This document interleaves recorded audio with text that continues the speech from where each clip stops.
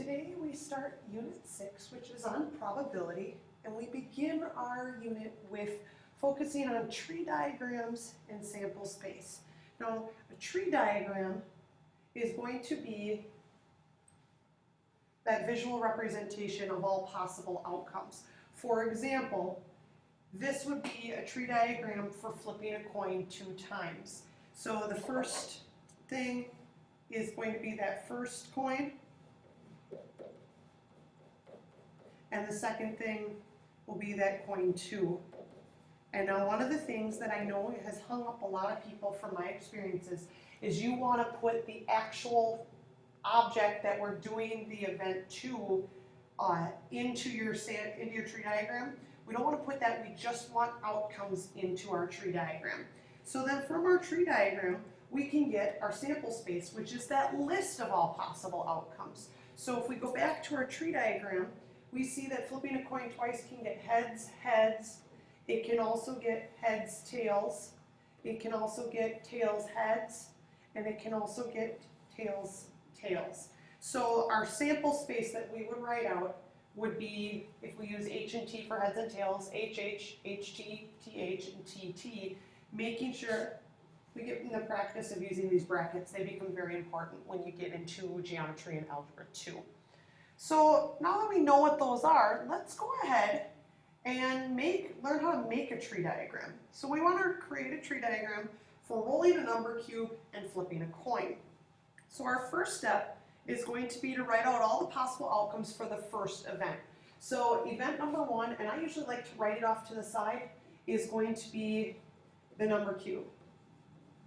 So our outcomes for our number cube can be, I can roll a 1, a 2, a 3, a 4, a 5, and a 6. And I'm spacing out to make sure my tree diagram will look okay and not be all messy. Step 2 then is going to be write out all the possible outcomes for the second event as branches off each first event outcome. So our second event is going to be that flipping a coin.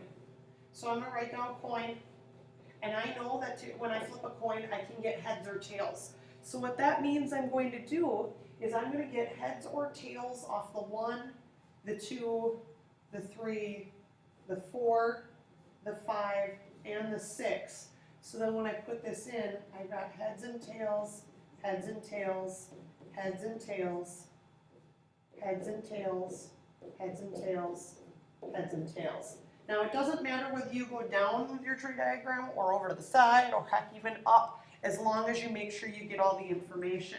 So then we need to repeat this as necessary. In our case, we only have 2 events, and so therefore we only have 2 steps that we have to do. And then from here, total number of outcomes, you count the ends of your branches. So I've got 1, 2, 3, 4, 5, 6, 7, 8, 9, 10, 11, 12 possible outcomes. And then if I wanted to write my sample space, I'm going to write that over on the side, I'm going to make my bracket.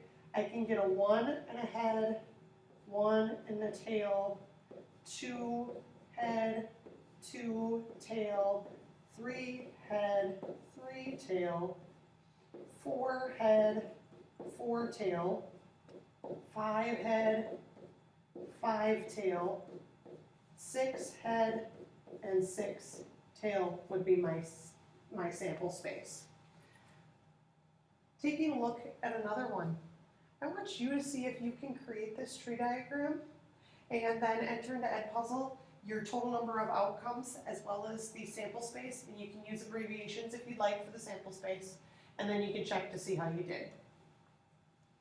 All right, looking at this, I see that I have 3 events. I've got the event of sandwiches, picking a side, and picking a drink. So if I start off sandwiches, I'm going to list this one going across. I've got ham, I've got turkey, and I got roast beef. I'm going to abbreviate because it'll make my life a lot easier. Then off each of those sandwiches, I can either choose salad, chips, or a cookie. And then you can see already why it's important that you space these out. So salad, chips, cookie.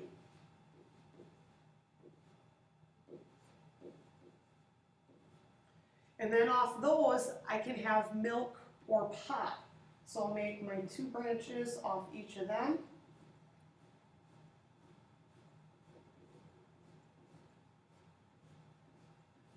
And I can put in for my milk or pop.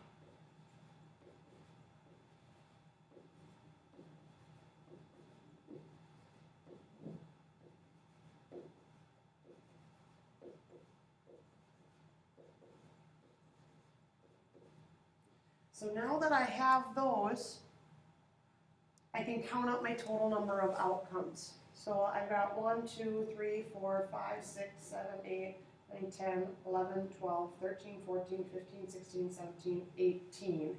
So I've got 18 outcomes, or 18 choices. And if I wanted you to list the sample space, which I do, that means I could have ham with a salad and milk. I could have ham with a salad and pop.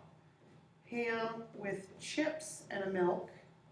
Ham with chips and a pop. Ham with a cookie and milk. Ham with a cookie and pop. And I'm going to put a dot, dot, dot. You should also get then turkey salad, milk, turkey salad, pop, turkey chips, milk, turkey chips, pop, turkey cookie, milk, turkey cookie, pop, roast beef salad, milk, roast beef salad, pop, roast beef chips, milk, roast beef chips, pop, and finally roast beef cookie, milk, or roast beef cookie, pop. So now what your job is I want you to create a tree diagram and then list the sample space and determine the number of outcomes for a family having 3 children. To give you a hint, think about what you can have when you have a child. You can have a boy or you can have a girl. So you've got your outcomes and you've got 3 children that we're looking at. Bring your questions with you to class tomorrow and make sure that you let me know if there's anything that you're continuing to struggle with.